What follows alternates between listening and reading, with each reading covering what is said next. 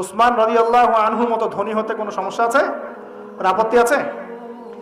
একটা আমল তার জীবনী থেকে পাওয়া যায়, এটা পড়ে আমার কাছে এত নিজেকে এত ছোট মনে হচ্ছে যে কাশ যদি এই আমলটা আমি করতে পারতাম। বলে দেব, চেষ্টা করছি যে করার, আপনারাও করার চেষ্টা করেন। উসমান রাদিয়াল্লাহু আনহু ধনী ছিলেন কিনা, তো নবীর কাছে গিয়ে বলছেন যে আমার ধন সম্পদ খুব বেশি বাড়ছে, ইয়া রাসূলুল্লাহ আপনি সম্পদ একটু কমানোর দোয়া করেন তো আমার জন্য। চিন্তা করা যায় মানুষ এমন দোয়া কেউ করবে এই যুগে? আচ্ছা, নবী সাল্লাল্লাহু আলাইহি ওয়াসাল্লাম বললেন তুমি উটের পিঠে, গাধার পিঠে খাওয়া দাওয়া করো, ঠিক আছে, খাওয়া দাওয়া করো। তো তিনি খাওয়া দাওয়া করেন। এখন কয়দিন পরে, কয়দিন বলতে কতদিন আল্লাহ ভালো জানেন, তিনি এসে বলছেন ইয়া রাসূলুল্লাহ আমার তো সম্পদ আরো আগের চেয়ে বাড়তেছে, দেখি আপনি কি দোয়া করলেন, সম্পদ তো আরো বাড়া শুরু করেছে এখন।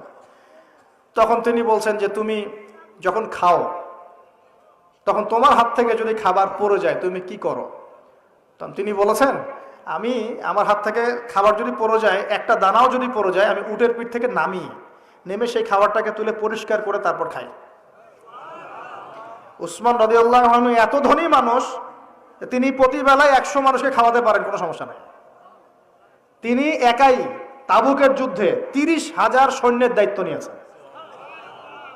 30,000 সৈন্য 3 মাস যাবে, যাত্রা বিরতি করবে, খাবে দাবে, তাদের ঘোড়া অস্ত্রশস্ত্র সব দায়িত্ব একজন ব্যক্তি বহন করেছেন, উসমান রাদিয়াল্লাহু আনহু। কত বড় ধনী আপনি চিন্তা করেন। উনার মতো ধনী কোনো পররাষ্ট্রমন্ত্রীও নাই পৃথিবীতে এখন পর্যন্ত, কোনো বিশ্ব নেতাও নাই ওনার মতো ধনী, এখন কেউই নাই।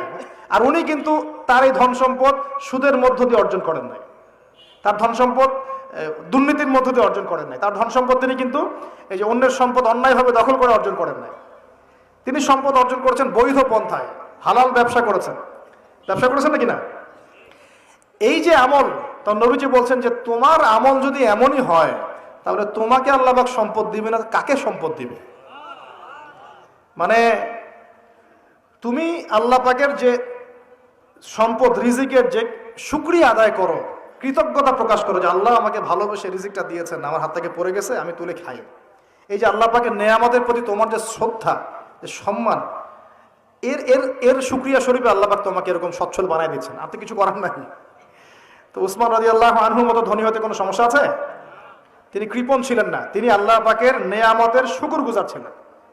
ভুল ব্যাখ্যা নিবেন না, তিনি আল্লাহ পাকের নেয়ামতের শুকরগুজার ছিলেন। আমরা আল্লাহ পাকের নেয়ামতের শুকরিয়া আদায় করবো ইনশাআল্লাহ, এবং যা রিজিক আল্লাহ আমাদেরকে দিয়েছেন এতে সন্তুষ্ট থাকবো ইনশাআল্লাহ, এবং হালালভাবে চলার চেষ্টা করব। আল্লাহ পাক আমাদেরকে ধন দিলে সেই ধন সম্পদ যতটুকু আমার পরিবারের জন্য প্রয়োজন, বাড়তিগুলো আমরা আল্লাহর পথে দান সাদাকা করবো ইনশাআল্লাহ তাআলা। আল্লাহ পাক আমাদের সবাইকে আল্লাহর রাস্তায় দান করার তৌফিক এনায়েত করুন, আমিন।